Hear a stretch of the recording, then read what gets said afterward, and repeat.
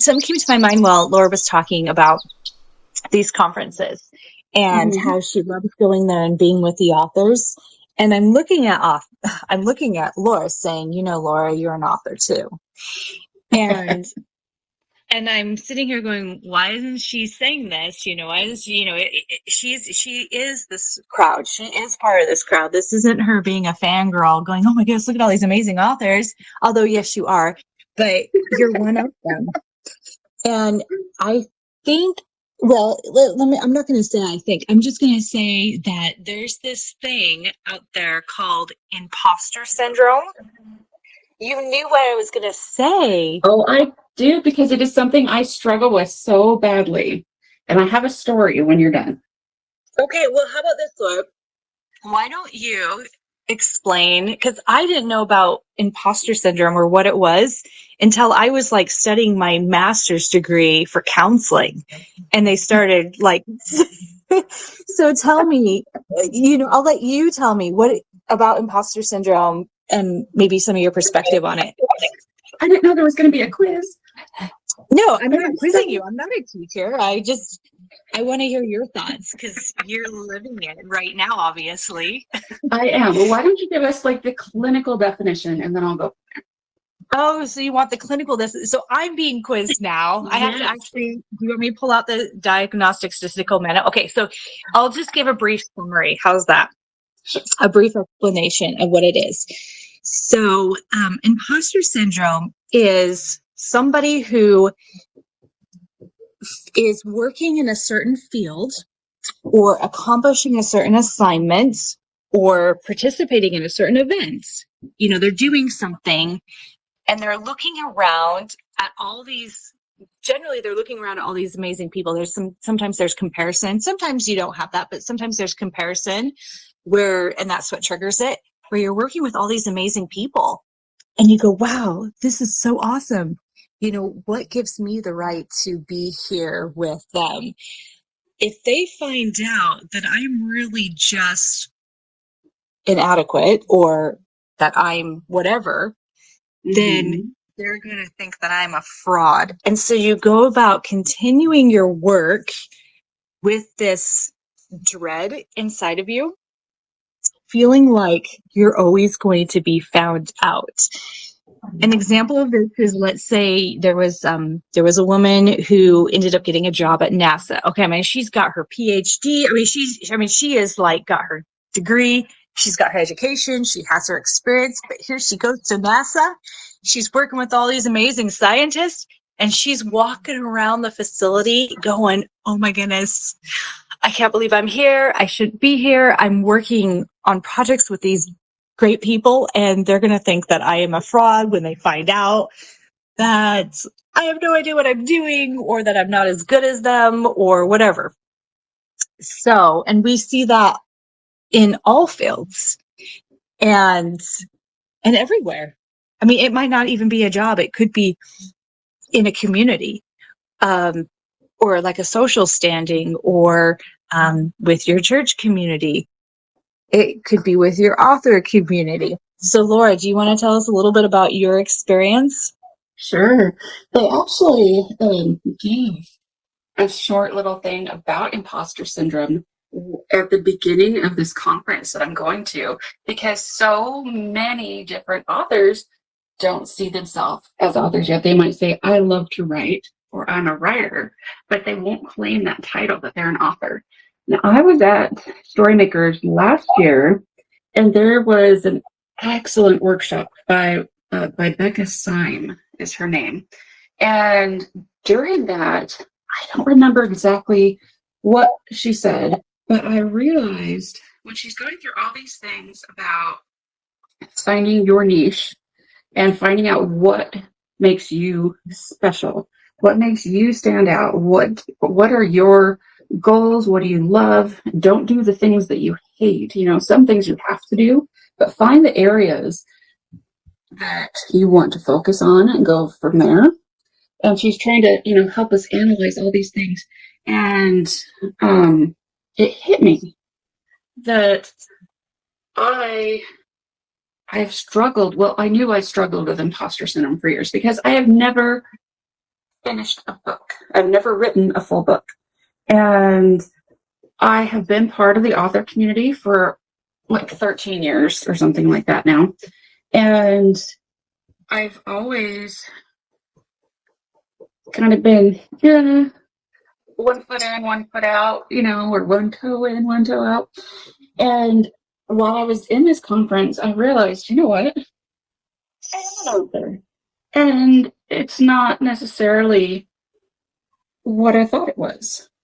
Because I looked at my strengths and I realized that even when I have had so many crazy, crazy life experiences going on, and they've been insane, that I have been a storyteller and a world builder this whole time because I have been what they call microblogging, or even just blogging.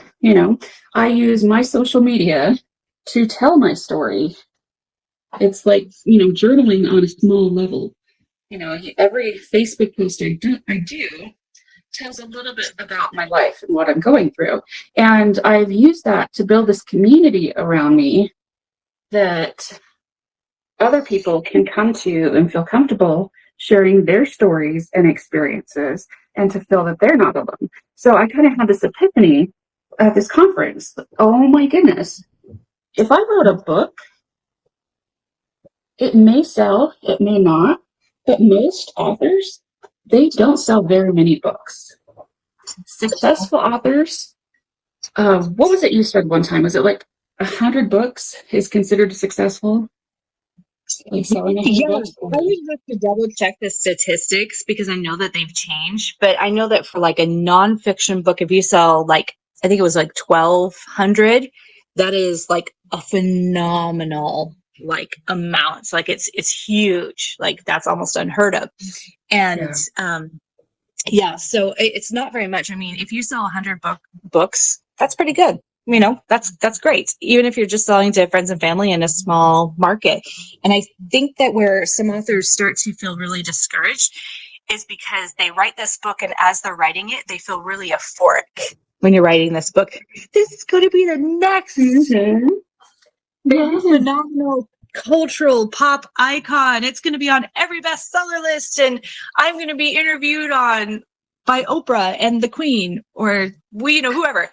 So you have these really euphoric thoughts, and then when you only sell 100 copies of a book, you have these very disappointing thoughts. Like it's just it brings you right down, and and then you start to have imposter syndrome.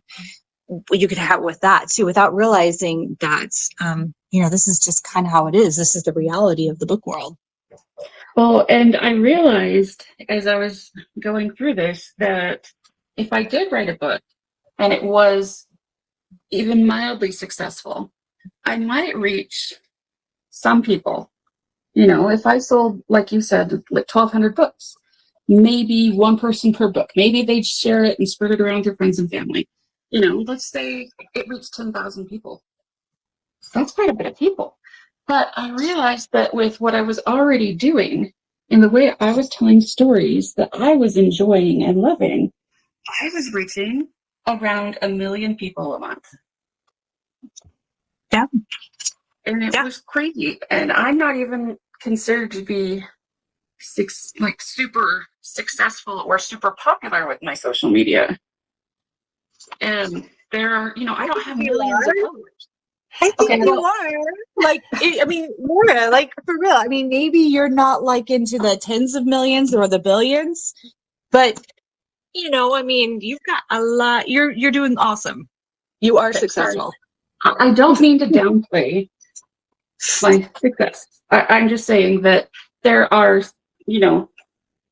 I don't have, 1 million followers. I don't even have 500,000 followers.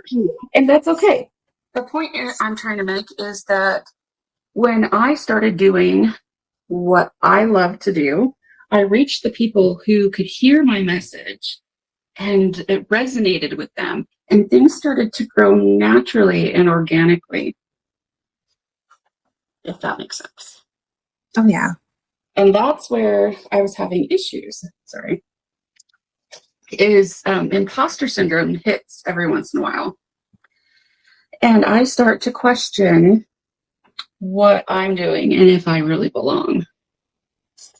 So there's that, being an author. Am I an author? Am I not an author? But there's also things like what happened earlier this week with that one post that I did. I posted something about my faith, and it got hundreds of comments, both positive and negative. And it kind of caused a little bit of an upset because the way I presented it wasn't really true to what I was trying to do with my page, because I hadn't been focusing on my message, on what I wanted my page to be. It started out as something that I was going to sell my crafts on. I opened an Etsy shop. Okay, social media, that's the place to be. And I started doing that, and then it's grown to where it pretty much doubled during COVID, and it's having some growing pains now. It started. I had an experience like 2 years ago, maybe, I think during COVID, where is the inability to accept success, and then also the second one is the so the inability to accept success, and oh my gosh, I just lost it. Oh, okay. So the inability to accept success, sorry, I'm going to be editing this part of the video. Okay.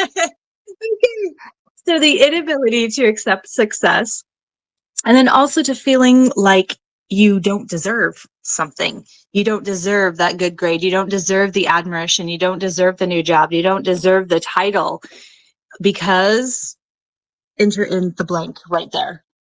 Maybe I don't deserve to be called an author because I was self-published, or I'm only published on this platform over here, even though I'm really successful. I didn't get with this one of the big 5 publishers, or I haven't hit a bestseller list yet, so maybe I'm not really an author, right? Or maybe because I write differently than other people, I'm not a real author. So we don't feel like we deserve that. Or like you were talking about with the good grades, the inability to accept, yeah, I'm super smart. Look at what I accomplished. Take a look at this. Just because I have data now and documented proof saying that I'm super smart, still it's hard for me to accept that. So those are the two things that I see. And I'm not saying that people with imposter syndrome need to get counseling unless it is like seriously affecting a part of their life or holding them back. Maybe there's some like deeper things, it never hurts to go talk to somebody. But, just to be able to take that and to have that self-awareness to go, why am I feeling this way? And is it that I've just kind of been making it through my life with the motto of fake it till you make it, till suddenly I'm no longer faking it and I'm actually making it and I'm doing okay now and I can accept this and I can feel safe in my community and I can feel like I'm a part of them.